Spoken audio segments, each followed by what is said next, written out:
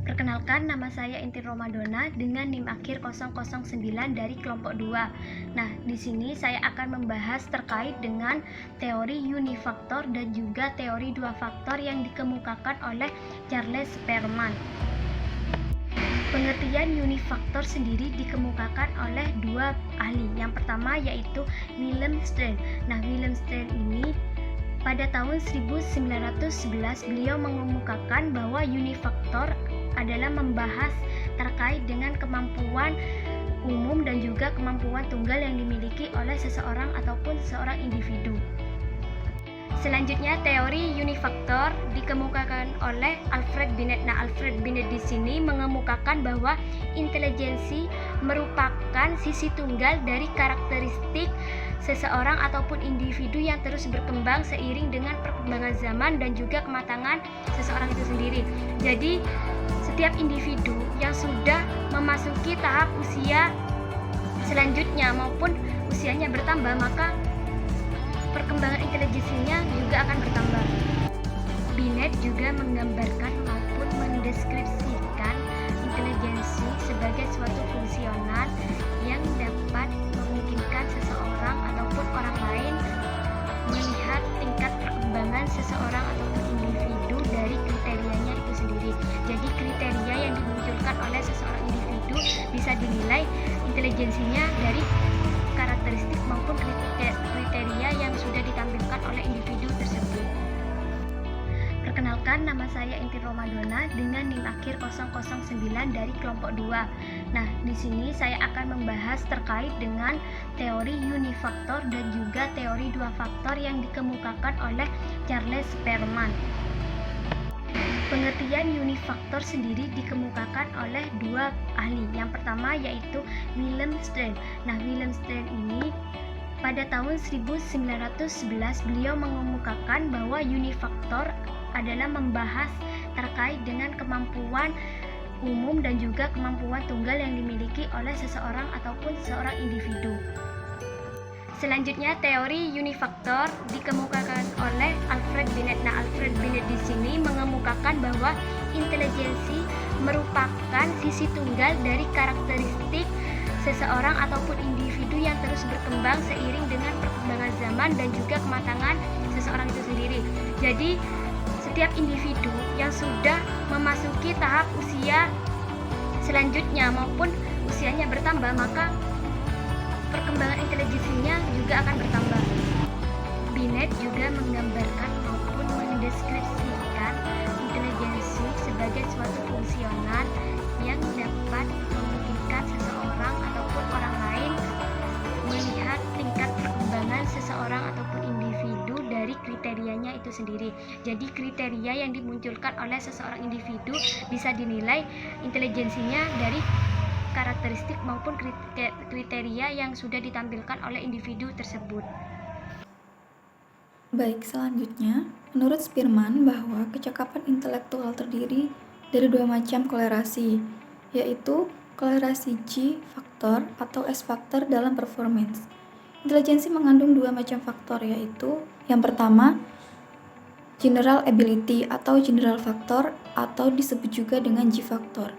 Faktor ini terdapat pada semua individu, tetapi berbeda satu dengan yang lainnya. Maksudnya di sini adalah mendasari semua perilaku orang. Faktor ini selalu didapati dalam semua performance.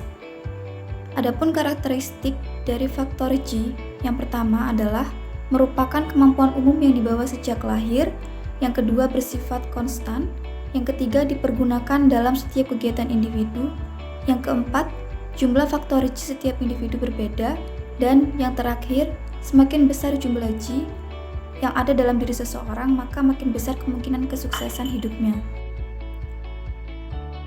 Yang kedua adalah special ability atau special factor, atau disebut juga dengan S factor. Faktor ini merupakan faktor yang khusus mengenai bidang tertentu. Maksudnya di sini adalah berfungsi pada perilaku-perilaku khusus saja. Dengan demikian, maka jumlah faktor ini sangat banyak. Sehingga apabila faktor ini terdapat pada diri seseorang, maka orang itu akan menonjol dalam bidang tersebut saja. Adapun karakteristik dari faktor S adalah sebagai berikut. Yang pertama, dipelajari dan diperoleh dari lingkungan. Yang kedua, bervariasi dari kegiatan yang satu dengan lainnya dari individu yang sama. Dan yang terakhir, jumlah muatan S pada tiap-tiap individu berbeda. Assalamualaikum warahmatullahi wabarakatuh. Perkenalkan, nama saya Diajeng Aulia, NIM 18020205022. Oke. Di sini saya akan melanjutkan penjelasan dari kelompok saya, yaitu tentang teori multifaktor. Teori inteligensi multifaktor merupakan suatu hubungan neural antara stimulus dan respon. Apa sih neural itu? Hubungan neural kasus, yaitu pada saat kita mengarahkan, pada saat seorang guru atau orang tua mengarahkan atau menstimulus tingkah laku kepada anak usia dini. Seperti ketika anak itu menyebutkan sebuah bilangan, menyebutkan sebuah kata, menjumlahkan bilangan, atau menghafalkan kata-kata, serta melakukan kegiatan atau pekerjaan, maka anak tersebut sudah melakukan hubungan neural kasus karena telah terbentuk koneksi-koneksi pada sistem syarafnya. Koneksi tersebut dapat terjadi atau terhubung ketika anak melakukan suatu kegiatan belajar dan kegiatan latihan. Nah, apa sih kegiatan belajar dan latihan itu? Kita sering mengenalnya dengan kegiatan atau proses menstimulus anak usia dini.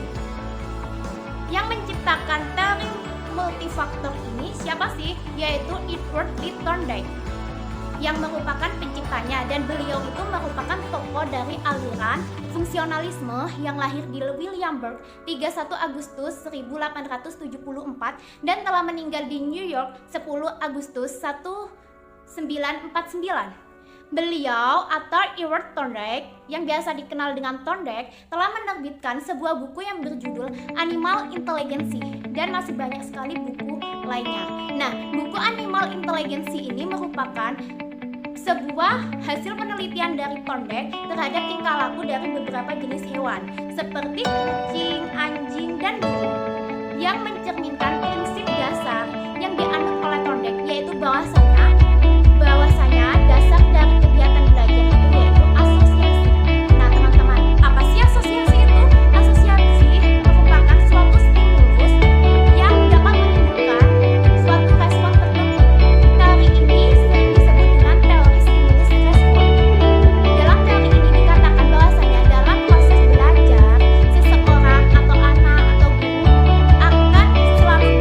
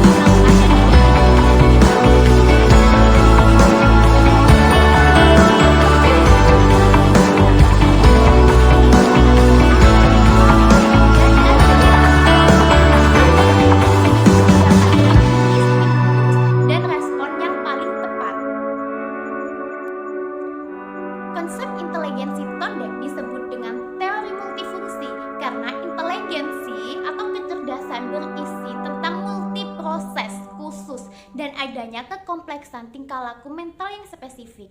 Teori Thorndike ini ya sangat cocok sekali digunakan pada saat ini, pada zaman sekarang. Karena apa? Karena dapat meningkatkan aktivitas siswa. Karena teori ini memandang anak sebagai selembar kertas putih yang kosong dan siap menerima pengetahuan. Bagaimana sih maksudnya siap menerima pengetahuan? Jadi kita menganggap anak itu masih belum mengetahui apa-apa. Kita harus menyiapkan anak tersebut supaya siap menerima pengetahuan dengan cara ketika guru baru masuk di dalam kelas, otomatis kan anak ramai. Itu setiap guru harus memiliki persiapan, harus memiliki solusi bagaimana sih cara menenangkan anak yang bercakap-cakap ini dengan cara seperti contohnya itu seperti ini. Tangan dilipat, kaki rapat, kepala tunduk. Otomatis anak-anak itu akan diam. Nah, teori ini juga sering dianggap sebagai teori penyerapan yang dapat menghubungkan antara stimulus dan respon, sehingga itu anak itu akan terus berlatih dan mencoba ketika anak-anak belum bisa. Ketika melakukan kegiatan stimulus, respon, ataupun kegiatan belajar yang lainnya, harus diikuti dengan kondisi-kondisi yang menyenangkan, kondisi yang dapat menggembirakan suasana kelas. Supaya apa? Supaya dapat meningkatkan dan menguatkan hasil belajar yang dilakukan di dalam kelas sesuai dengan tema-tema. Supaya tujuan dari pembelajaran, tujuan dari RPPH itu dapat tercapai semua. Jika diikuti dengan hal-hal yang tidak menyenangkan, maka akan melemahkan hasil belajar pada siswa dan tujuan pembelajaran itu tidak akan tercapai semua. Hubungan-hubungan khusus yang dibentuk oleh stimulus dan respon selanjutnya akan membentuk suatu kemampuan anak usia dini yang bisa menentukan kecerdasan. Jadi kita itu kayak seperti halnya itu seperti sel. Sel itu sudah ada kan sejak anak lahir. Apa sih fungsinya guru? Fungsinya orang tua, fungsinya guru itu menyambungkan sel-sel ini supaya anak dapat menjadi anak yang cerdas. Dengan begitu, seseorang memerlukan stimulus dan respon. Apabila stimulus dan respon itu kecil, maka kecerdasan anak itu akan kurang. Pada anak usia dini, pada pendidikan anak usia dini terdapat juga hukum pokok Thorndike yang terdiri atas 3 hukum. Apa saja sih? Yang pertama yaitu Law of Archives. Nah, itu masih dibagi lagi menjadi 2 bagian. The law of Archives yaitu hukum yang menyatakan hubungan atau koneksi antara stimulus dan respon. Yang stimulus dan respon akan menjadi kuat apabila sering digunakan. Dan yang kedua yaitu the law of discourse, yaitu suatu hukum yang menyatakan akan lemahnya pengetahuan apabila tidak ada latihan. Dari kedua hukum tersebut menunjukkan bahwasanya ulangan pengayaan yang dilakukan oleh guru TK setiap semesternya atau setiap minggunya itu merupakan hal yang pertama dalam proses pembelajaran. Semakin sering kita sebagai seorang guru menyiapkan bahan pembelajaran dan diulang terus, maka akan makin mantaplah bahan pembelajaran, pengetahuan anak tersebut tertanam pada diri anak. Begitu juga sebaliknya, ketika guru tidak sering mengulang-ulang suatu pembelajaran, maka semakin lemah ingatan anak tentang pelajaran. Contohnya yang tadi ya, belajar mengenal angka dalam bahasa Arab. Jika udah diterapkan nyanyian, apabila tidak sering dinyanyikan, tidak sering dinyanyikan di dalam kelas, maka anak akan lupa. Itu. Jadi kalau bisa juga itu dibuat sebagai kegiatan pembiasaan di dalam kelas. Nah, yang kedua, hukum yang kedua yaitu law of effect. Lah, law of effect ini juga dibagi menjadi 2 loh teman-teman. Apa saja sih? Yaitu yang pertama, suatu perbuatan atau tindakan yang menghasilkan rasa puas akan cenderung diulang. Ya apa tidak? Iya kan? Nah, jika kita melakukan suatu tindakan itu tidak puas, maka kita cenderung tidak mengulangnya. Ketika kita bisa berbicara bahasa Arab, maka kita akan mengulangnya. Anak kecil biasanya ketika baru diajari hal-hal yang menyenangkan, menyanyi bahasa Arab atau menyanyi lainnya, dia akan mengulangi karena itu menyenangkan. Ketika anak-anak tersebut tidak suka dengan metode pembelajarannya, dia tidak akan mengulangi lagi seperti itu. Yang kedua, dalam pendidikan, hukum ini dapat diaplikasikan dalam bentuk hadiah atau hukuman. Hadiah itu cenderung ingin melakukan lagi kegiatan yang menghasilkan hadiah. Jadi contohnya gini ya, ketika mau istirahat, anak-anak siapa yang hafal lagu berhitung bahasa Arab gitu, nanti kalau anak-anak bisa akan cepat istirahat. Jadi hadiahnya tidak cenderung kita memberikan materi atau memberikan permen, bisa juga seperti itu. Dan hukuman itu cenderung membuat anak ingin berhenti dengan kegiatan tersebut. Apa sih hukumannya dari kegiatan yang tadi? Hukumannya dia akan lebih lama istirahatnya, dia akan masih di kelas, teman-temannya yang udah hafal udah di luar, sedangkan yang belum hafal masih di dalam. Tapi tetap ya ibu-ibu, bu guru tetap diistirahatkan kok anaknya. Nah, yang ketiga yaitu the law of readiness, hukum kesiapan anak dalam melakukan sesuatu. Hukum ini masih dibagi menjadi 3 loh. Yang pertama, jika anak memiliki suatu kesiapan dalam belajar, bertindak, dan melakukan perilaku, maka anak dan guru akan memperoleh kesiapan belajar. Jadi guru itu yang seperti saya jelaskan tadi ya, guru itu waktu awal proses pembelajaran itu harus sudah mengondisikan kelas supaya anak-anak itu bisa tahu ketika dijelaskan oleh bu gurunya, bisa tahu materi-materinya dengan baik. Dan yang kedua, bila anak tidak memiliki kesiapan belajar, bertindak atau berperilaku, maka anak akan malas.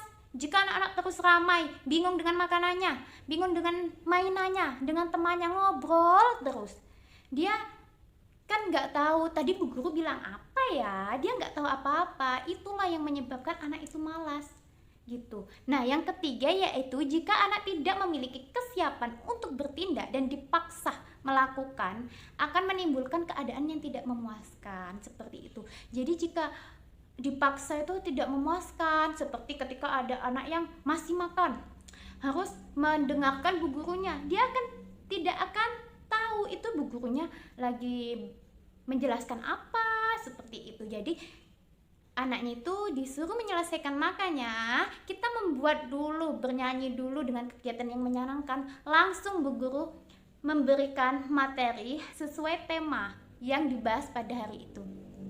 Insya Allah anak-anak akan cepat mengerti, anak-anak akan tahu apa yang dipelajari pada hari itu. Terima kasih. Assalamualaikum warahmatullahi wabarakatuh. Perkenalkan, nama saya Sinta Disa Fitri dengan NIM 18 02 10 20 50 54. Saya akan menjelaskan tentang teori intelijensi multifaktor. Teori intelijensi multifaktor atau faktor ganda terdiri dari suatu bentuk hubungan neural antara respon dan juga stimulus. Hubungan dari neural kasus yaitu pada saat mengarahkan tingkah laku individu ketika anak dapat menyebutkan sebuah kata, menjumlahkan bilangan, ataupun menghafalkan saja serta melakukan sebuah pekerjaan. Menurut Thorndike telah menyatakan bahwasannya belajar pada hewan dan juga manusia dapat berlangsung dengan 3 hukum pokok belajar, antara lain yang pertama yaitu hukum kesiapan atau law of readiness.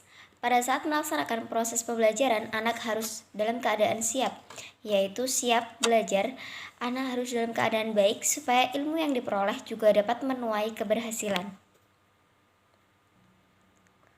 Oleh sebab itu, anak harus dalam keadaan baik ketika mendapatkan stimulus dari guru, entah itu baik dari segi fisik dan juga psikisnya. Hal tersebut dapat dilakukan jika guru memberikan isyarat kepada anak untuk diam, untuk memperhatikan materi pembelajaran. Manfaat dari hukum kesiapan itu sendiri yaitu menjadikan pembelajaran lebih kondusif dan juga anak dapat menerima pembelajaran dengan baik. Thorndike telah mengemukakan dan mengklarifikasikan intelijensi atau kecerdasan dalam bentuk 3 kemampuan khusus, antara lain yang pertama yaitu kemampuan abstrakis yaitu kemampuan untuk bekerja dengan menggunakan kemampuan yang berhubungan dengan simbol-simbol dan juga gagasan. Kemampuan ini lebih pada menyelesaikan sebuah permasalahan, ide-ide atau simbol-simbol verbal dan juga matematik. Kemudian ada kemampuan mekanik, yaitu kemampuan hubungan dengan benda menggunakan alat-alat mekanis dan pekerjaannya memerlukan aktivitas indera penggerak atau sensori motor. Intelijensi konkret atau praktis dapat melaksanakan tugas yang berkaitan dengan aktivitas sensori motor. Yang selanjutnya yaitu ada kemampuan sosial. Kemampuan sosial adalah kemampuan untuk menghadapi orang lain di sekitar kita. Teori Thorndike ini disebut sebagai teori penyerapan, yang artinya yaitu teori yang memandang anak sebagai selembar kertas putih dan siap menerima pengetahuan maupun teori dan ide-ide. Teori Thorndike sangat cocok digunakan pada saat ini karena dapat meningkatkan aktivitas belajar siswa. Teori ini disebut dengan teori penyerapan yang menghubungkan antara stimulus dan juga respon, sehingga anak akan terus berlatih dan mencoba, atau trial and error. Thorndike mengatakan bahwasannya suatu respon ataupun proses belajar yang diikuti oleh kondisi yang menyenangkan akan cenderung menguatkan hasil belajar, dan sebaliknya respon atau proses belajar yang diikuti hal yang tidak menyenangkan maka akan melemahkan hasil belajar. Bahwasannya yang berakibat positif untuk perubahan tingkah laku adalah hadiah, sedangkan hukuman tidak berakibat apa-apa. Sekian presentasi dari kelompok kami, kurang lebihnya mohon maaf. Wassalamualaikum warahmatullahi wabarakatuh.